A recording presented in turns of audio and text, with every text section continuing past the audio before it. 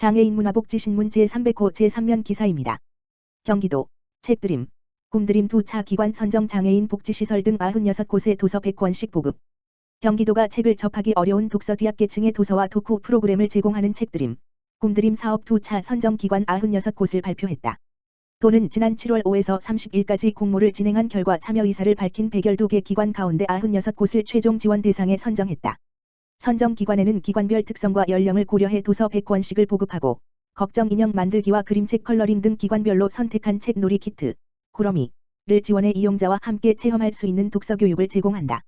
조창범 경기도 도서관정책과장은 경기도의 책 나눔 사업은 큰 그림책, 큰 글자책, 다국어 도서 등 기관 맞춤형 도서 지원을 통해 책 활용에 대한 만족도를 높이고 있다며 앞으로도 책드림, 꿈드림 사업을 통해 책 읽는 즐거움을 알아가는 도민들이 더 많아지길 바란다고 말했다. 한편 도는 지난해 독서 뒤합계층 대상 책 나눔 사업을 통해 도내 140개 기관에 1만 6천 권의 도서와 독서 문화 프로그램을 지원한 바 있다. 올해는 지난 7월 한 차 선정된 100개 기관에 총 1만 권의 책을 전달했다. 이번 사업에 대한 자세한 사항은 경기도 사이버도서관 누리집 https://www.library.kr에서 확인할 수 있다. 루디 프로젝트 2020 도쿄 패럴림픽 국가대표 선수단 선글라스 후원. 대한장애인 체육회 회장 정진원은 밀레에델파이스 홀딩스에서 전개하는 이탈리아 스포츠 아이웨어 브랜드 루디 프로젝트가 2020 도쿄 패럴림픽 대회에 참가하는 대한민국 장애인 국가대표 선수단에게 선글라스 및 고글을 후원한다고 밝혔다. 지난 8월 17일 14시에 대한장애인 체육회 사무처에서 진행된 후원협약식에는 대한장애인 체육회 정진원 회장, 도쿄 패럴림픽 주원홍 선수단장, 김도균 지원부단장, 밀레에델파이스 홀딩스 한철호 대표가 참석한 가운데 코로나19 방역수칙 준수 하에 진행됐다. 대한장애인 체육회 정진원 회장은 이번 후원협약식에서 루디 프로젝트에서 2020 도쿄 패럴림픽 출전 선수단에게 선글라스 및 고글을 후원해 주셔서 감사하다. 도쿄의 뜨거운 햇빛 아래에서도 국가대표 선수단이 루디 프로젝트 선글라스를 통해 좋은 경기력을 펼칠 수 있을 것으로 기대된다. 고 했으며 밀레에델파이스 홀딩스 한철호 대표는 소치 패럴림픽 때부터 이어졌던 선수단과의 인연이 이번 도쿄 패럴림픽까지 이어져 영광스럽게 생각한다. 한국 선수단이 활약할 수 있도록 적극 도울 예정이다. 라고 답했다. 루디 프로젝트는 기획, 디자인, 제작 등 이탈리아 전 공정의 프리미엄 아이웨어 브랜드로서 레전드 동학의 패럴림피언 이도현, 사이클 크로스 컨트리, 프로야구 추신수, SSG, 양의지, NC, 프로골프 김아림, 이다연, 실업 사이클팀 코레일, 서울시청, 의정부시청, 나주시청 등을 지속적으로 후원하고 있다. 대한민국 장애인 국가대표 선수단은 2020 도쿄 패럴림픽 대회에 159명의 선수단을 파견하고 종합 20위권을 목표로 하고 있다. 대회는 8월 24일부터 9월 5일까지 일본 도쿄 일원에서 개최된다. 한국장애인고용공단, 국제표준 정보보호 경영 시스템 인증 사후 심사 통과. 한국장애인고용공단, 이사장 조향현, 이하공단, 은 정보보호 경영 시스템, ISO/IEC 27001, 2013, 이하 ISO 27001, 국제표준 인증 사후 심사를 통과했다고 밝혔다. ISO 27001 인증은 국제표준화기구, ISO, 에서 인정하는 가장 권위 있는 정보보호 국제표준에 대한 인증으로 기관의 정보보호 관리체계에 대한 엄격한 심사를 통해 인증을 수여하며 취득 후 매년 사후 심사를 받아야 인증이 유지된다. 공단은 지난해 7월에 ISO 27001 인증을 최초 취득하였으며 올해 8월 사후 심사를 통과해 정보보호 관리체계 운영 전반에 대한 안정성과 우수성을 인정받았다. 근본 사후 심사는 최초 심사와 마찬가지로 정보보호 정책, 접근 통제 등 14개 영역의 114개 세부 통제 항목에 대한 지속적 이행 및 준수 여부 등을 현장 심사로 진행하였는데 심사 결과 모든 항목에서 적합성을 인정받아 인증의 지속적 유지가 승인되었다.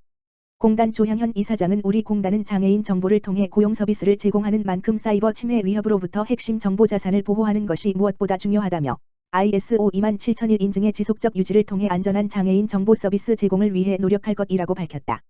목동 바로 이비인 후과 대학병원급 첨단 장비로 맞춤형 진료 나서. 우리 속담 중에 귀가 보배라는 말이 있다. 배우지 않았으나 얻어들어서 아는 것이 많음을 비유적으로 이르는 말이다.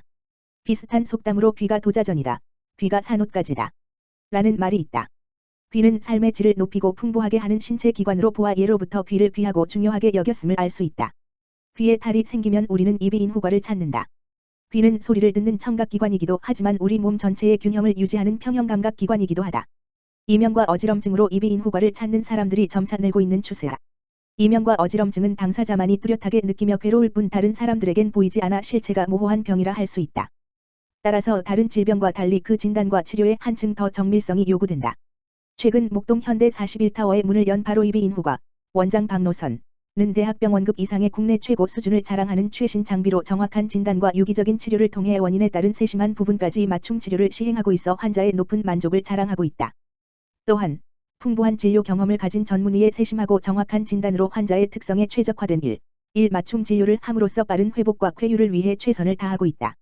바로이비 인후과에서 운영하는 맞춤형 치료센터에는 청력클리닉, 이명클리닉, 난청클리닉, 어지럼증 재활센터, 면역클리닉 등이 있다.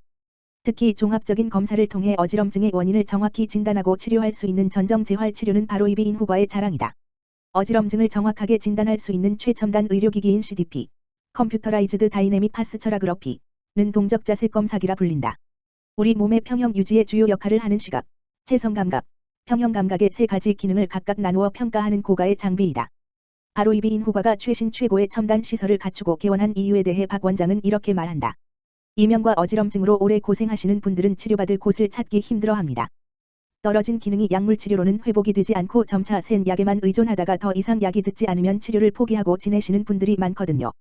그런 환자분들에게 뭔가 더 해줄 수 있음에도 불구하고 진단이나 치료 장비가 부족해서 대학병원으로 보낼 수밖에 없는 아쉬움이 많았어요. 단순히 증상만을 조절하는 약물 치료 외의 기능을 회복시킬 수 있는 재활 시스템을 갖춰 환자들에게 도움이 되고 싶었습니다. 그래서 이왕 시작할 거면 나를 믿고 찾아주시는 환자분은 내가 책임지고 돌볼 수 있도록 시설과 장비를 더 확장해서 시작하자고 생각하며 장비를 갖추다 보니 대학병원에나 가야 받을 수 있는 의료 서비스가 가능하게 되었습니다. 환자를 끝까지 책임지고 치료하지 못했다는 박 원장의 안타까움과 책임감이 대학병원급 최신 장비와 믿을 수 있는 전문의의 일 맞춤형 진료를 가능케 하는 목동 바로이비 인후과의 개원 배경이다. 기다릴 필요 없이 정확한 검사와 치료가 바로 가능한 바로이비 인후과의 개원은 어지럼증이나 이명으로 고생하는 분들에게 반가운 소식이 될 것이다. 경기도 정신건강정책포럼 개최.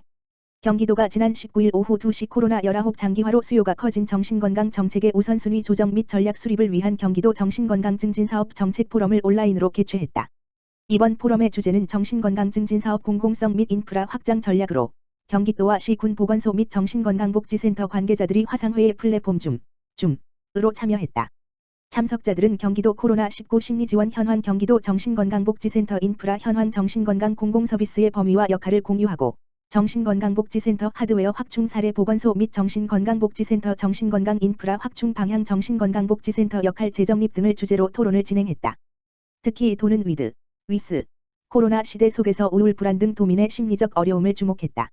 도내 정신건강복지센터 우울증 상담 건수는 2019년 21만 2천 건에서 코로나19가 발생한 2020년 35만 7천 건으로 급증했다. 이에 따라 도는 이번 포럼을 통해 직접적인 서비스 방안을 모색하고 안정적인 정책 추진을 위한 시 군 센터의 인프라 지원 및 처우 개선 방안을 논의했다.